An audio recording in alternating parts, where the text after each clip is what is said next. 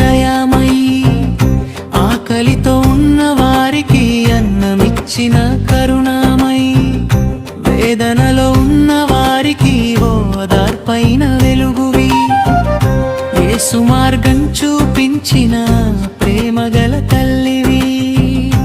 నీ మాటలలో మాధుర్యం, నీ చేతలలో సేవ, నీ జీవితమే సాక్ష్యంగా నిలిచెను దేవుని ప్రేమ. చరమం నీ సేవలు చిరస్మరణీయం. తప్పిపోయిన ఎన్నో హృదయాలకు దారి చూపి, తాగుబోతుల జీవితాలకు నూతన ఆశ నింపి, సంఘాల ఎదుగుదలకు సహకారమై నిలిచి, క్రీస్తు ప్రేమ సందేశాన్ని అందరికీ పంచితివి.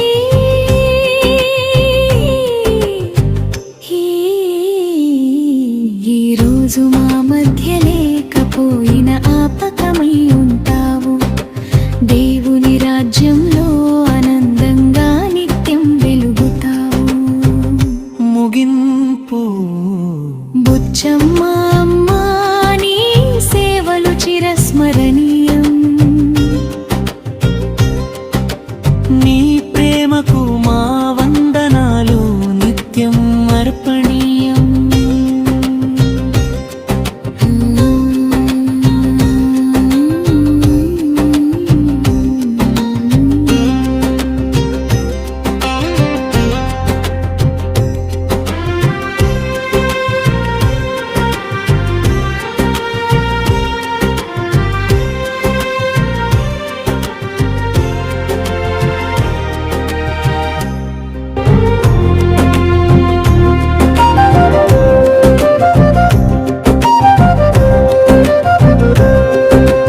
బుచ్చమ్మ అమ్మా, నీ ప్రేమే దీపమై,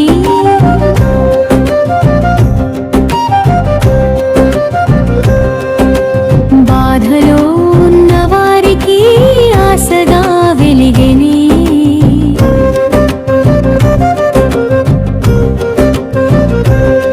నీ సేవల జ్ఞాపకాలు మా హృదయంలో నిలిచెనే.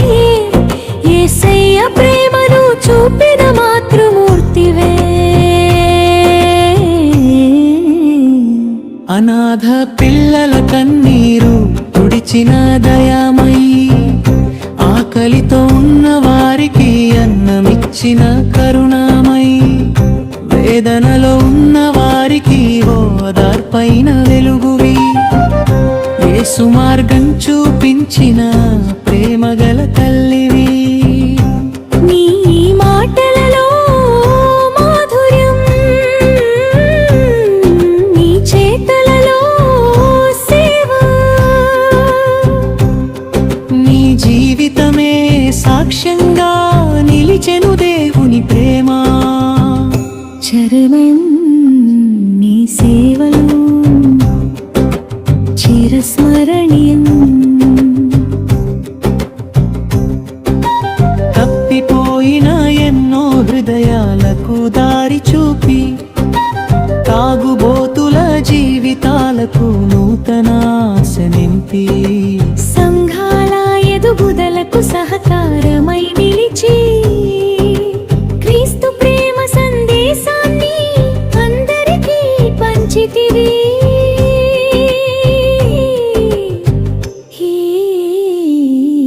ఈ రోజు మా మధ్య లేకపోయిన ఆపకమై ఉంటావు.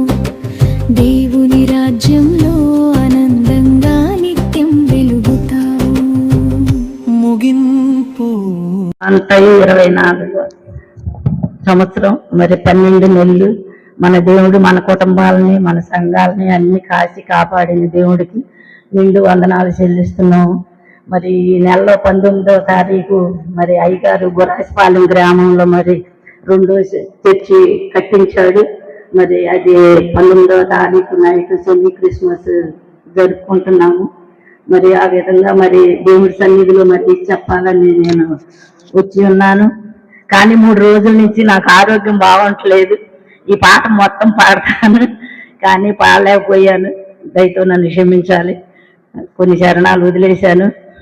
ఈ పాట అంటే నాకు ఎందుకు ఇష్టం అంటే, మరి అయ్యగారు తెలుసు, నేను కరోనా ముందు చాంతో మూలపడిపోయి 3 నెలలు మంచం మీద నుంచి లెగలేని స్థితిలో మరి అయ్యగారు అమ్మగారు వచ్చి మరి ప్రార్థన చేసి ఇక్కడ 2 రెక్కల కింద చేతులేసి మా పెద్ద పాప మరి మా కోడలు కలిసి నుంచి ఏడ్చేలో తీసుకొస్తే నడవలేమని చెప్పి ఆంధ్ర హాస్పిటల్లో చేతులు ఎత్తేసారు.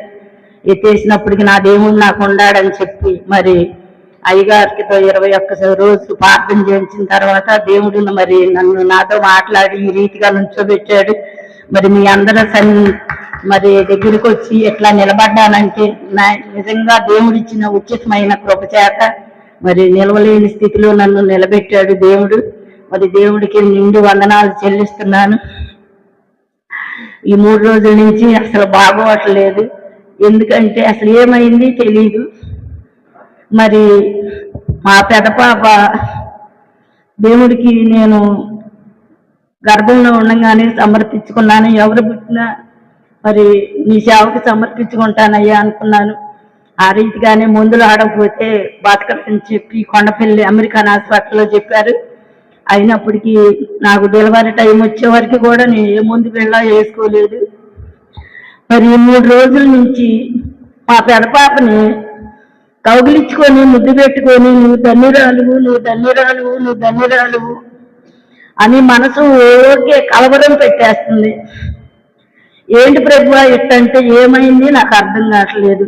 ఈరోజు దైవజనుడి సన్నిధిలోకి వచ్చి నా బాధని చెప్పుకొని అయ్యగారితో ప్రార్థన చేయించుకోవాలని మందిరంలో కూడా వెళ్ళలేక ఇంటి దగ్గరే కింద పడుకొని పాప చెప్పే వాక్యం వింట నాలో నేను కుమిలిపోయాను. మరి అదేమైంది నాకు తెలియదు. నా బాధని ఇక్కడ చెప్పుకోవాలని వచ్చాను. ఇదే నా చిన్న సాక్ష్యం. దేవుడు దీవించును గాక. మహాకృప ఇంతకుముందు సాక్ష్యం ఇచ్చిన సిస్టర్ గారు పెద్ద కూతురు రాముకు చిన్న వయసులోనే పిడుచుండేది. పెళ్ళైన దాకా పిడుచుతో బాధపడింది. మరి గర్భవతి అయినప్పుడు కూడా పిడుస్తూనే మొదటి బాబుని కన్న తర్వాత పాపని. కానీ దేవుడి దయ ఈయన పిడుచుపోయింది. పేరు నిర్మలా సిస్టర్ గారు. పిడుసు ఎలాగ పోయిందో పెంచండి. ఎక్కడ పడితే అక్కడ పడిపోయేది, ప్రజలు కొడుకునేది, రక్తం కారేది. అటువంటి పరిస్థితుల్లో ఏమి జీవిస్తుండేది. కానీ అప్పుడు మొదలుకొని ఇప్పుడు దాకా పిడుసు అనేది లేదు. దేవుని మహాకృప. తల్లిదండ్రులు ఉన్నప్పుడు దేవుడు ఆమెను స్వస్థపరిచి గర్భంగా ఉన్నప్పుడు దేవుడు ఆమె పేరు పెట్టుకుని నిర్మలా దేవుడు పేరు అలాగే దేవుడు కృప చూపించాలని చెప్తుంది. అయితే అమ్మగారు బుచ్చమ్మ గారి యొక్క ఫోటో తీసుకొచ్చింది. చూద్దాం. లేకపోతే ఇలా తీసుకొచ్చారు. కనిపిస్తుందా?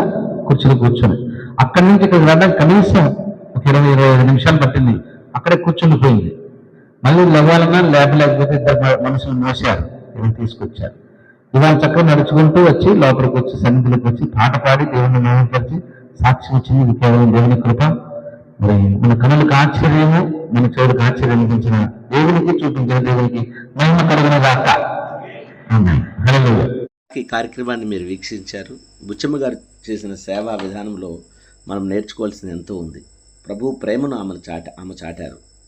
ఆమె కుమారుడు కుమార్తెలిద్దరూ కూడా ప్రభు యొక్క సేవలో ఉండటం మాకెంతో సంతోషం. ఆత్మీయమైన ప్రేమను తన బిడ్డలకు పంచి ఇచ్చింది. అదే ప్రేమలో ఆతిథ్యం ఇవ్వటంలోనూ, సేవకులను ప్రేమించడంలోనూ, ఇతరులను ప్రేమించడంలోనూ వారు మాదిరై ఉన్నారు. అలాగే బుచ్చమ్మ గారు ఆమె సేవా విధానంలో గొప్ప ప్రేమను చూపేవారు. బాగాలేకపోయినా, అనారోగ్యంగా ఉన్నా, బాధలో ఉన్న, కష్టాల్లో ఉన్న వారిని పరామర్శించేవాళ్ళు, వారి కొరకు ప్రార్థన చేసేవాళ్ళు. ఈరోజు ఆమె లేని లోటు ఎవరు తీర్చలేరు. కానీ ప్రభు వీరి కుటుంబానికి తోడై ఉండి ఆదరించాలని ప్రార్థిస్తూ నా మాటలు ముగిస్తున్నాను. నా పేరు కరుణాకర్, గంగినేని, జేసీఎం చర్చ్. ప్రేమ ఎంత గొప్పదంటే ప్రభు సన్నిధికి వస్తూ ఎప్పుడూ కూరగాయలు తీసుకొచ్చేది. అదే కాకుండా ఆమె వచ్చినా రాలేకపోయినా మన గంగినేని మందిరంలో ఎంతోమంది పేద దీన ప్రజలు ఆహారం తింటున్నారని ఎంతో కూరగాయ దేవుని సన్నిధి తీసుకొస్తూ ఉండేది. నిజముగా ప్రభు అమ్మగారికి గొప్ప బహుమానం ఇచ్చునుగాక. ఆమె బిడ్డలను, ఆమె సంతానమును దేవుడు ఆశీర్వదించి నడిపించునుగాక. ఆయన కృపలో వారిని వర్ధిల్లింప చేయనుగాక. ఆమెన్. వీరి కుటుంబానికి ఆదరణ కలుగజేసి తల్లిగారి ఆత్మకు శాంతి అనుకరించునుగాక. ప్రభు రాకలో తల్లిగారిని మనమందరం చూస్తుముగాక. ఆమెన్.